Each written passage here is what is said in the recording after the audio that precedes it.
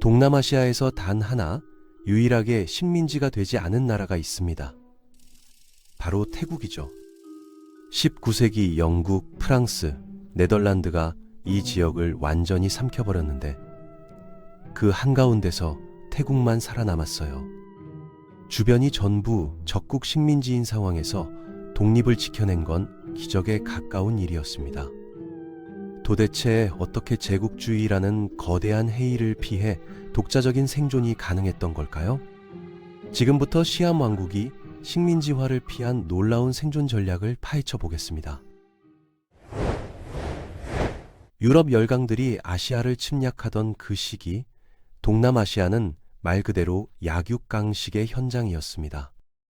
영국이 서쪽과 남쪽 버마와 말레이 반도를 차지했고, 프랑스는 동쪽 베트남과 캄보디아를 점령했습니다.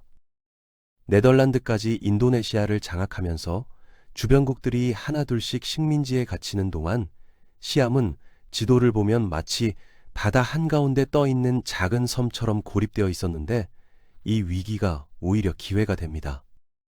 영국과 프랑스가 식민지를 확장하다 보니 서로의 영토가 맞닿게 되는 상황이 벌어졌어요. 버마를 지배하는 영국과 인도차이나를 차지한 프랑스. 이 둘이 국경을 맞대면 충돌은 시간 문제였죠. 확장하던 영국과 프랑스가 시암의 국경에서 서로 마주치게 되자 두 강대국 사이에 직접적인 전쟁을 막아줄 완충지대가 절실해졌어요. 시암이 바로 그 완벽한 위치에 있었고 네덜란드도 주변의 평화가 필요했어요. 하지만 지리적으로 운이 좋다고 해서 저절로 살아남을 수 있는 건 아니었습니다. 시암 왕실은 생존하려면 근본적인 변화가 필요하다는 걸 간파했거든요. 시암의 왕실은 내부로부터의 처절하고도 완벽한 변화만이 식민지라는 비극을 막을 수 있다는 사실을 본능적으로 직감하고 국가의 모든 근간을 뒤흔드는 대개혁에 착수했습니다. 당시 유럽인들은 명확한 선으로 그어진 국경과 지도를 통해 영토를 정의하는 걸 당연하게 여겼는데 시암이 유지하던 전통적인 만다라 체제는 중심부에서 멀어질수록 권력이 약해지는 구조라 유럽인들의 눈에는 주인 없는 땅을 합법적으로 빼앗을 수 있는 완벽한 빌미로 보였습니다. 경계가 불분명하면 언제든 영토를 빼앗을 수 있었으니까요.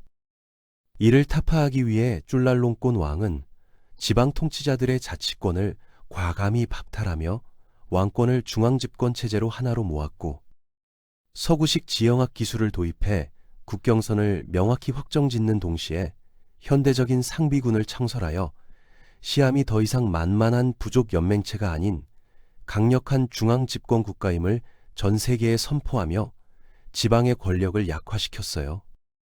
동시에 문화적 전략도 펼쳤습니다. 쫄랄롱꼰 왕은 서양 문물을 적극적으로 받아들였죠. 왕실은 유럽식 옷을 입고 최신 자동차를 탔으며 왕자들은 유럽으로 유학을 갔어요. 이건 단순한 유행이 아니라 전략이었습니다. 유럽인들에게 시암이 문명화된 국가라는 인상을 심어주려는 거였죠.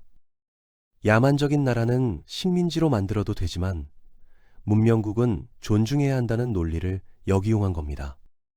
그런데 이 모든 노력이 물거품이 될 뻔한 사건이 터졌어요. 1893년 팡남 사건이었습니다. 프랑스 함대가 차오프라야 강을 따라 방콕으로 들어오려 했는데 시암이 이를 저지하려 한 거죠. 사전 합의가 있었지만 프랑스는 만조 시간을 놓치면 항해가 불가능하다는 이유로 무시하고 강행했습니다. 시암은 경고 사격으로 막으려 했지만 프랑스 함대는 계속 전진했고 결국 총격전이 벌어졌죠. 문제는 시암군의 준비 부족이었어요. 요새와 함선의 지휘관들은 덴마크 용병들이었는데 그들은 시암어를 한마디도 못했거든요. 지휘관들이 직접 뛰어다니며 대포를 발사해야 하는 혼란 속에서 프랑스 함대는 거의 피해 없이 방콕에 도달했습니다. 프랑스는 격분해서 강을 봉쇄했는데 이게 영국 무역까지 타격을 주면서 영국이 중재에 나섰어요. 결국 시암은 라오스 영토를 프랑스에 넘겨야 했습니다. 이 사건은 시암에게 뼈아픈 교훈이 됐어요. 군사력만으로는 절대 안 된다는 걸 깨달은 거죠. 그래서 더욱 강력한 개혁에 착수했습니다. 경제를 현대화하고 행정체계를 뜯어 고쳤으며 교육제도를 새로 만들었어요. 이런 변화가 영국과 프랑스에게 긍정적인 신호가 됐습니다.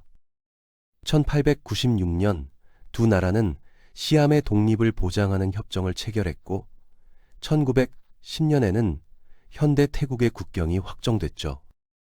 같은 해 쫄랄롱권 왕이 사망하고 옥스퍼드에서 교육받은 아들 라마 6세가 왕위에 올랐습니다.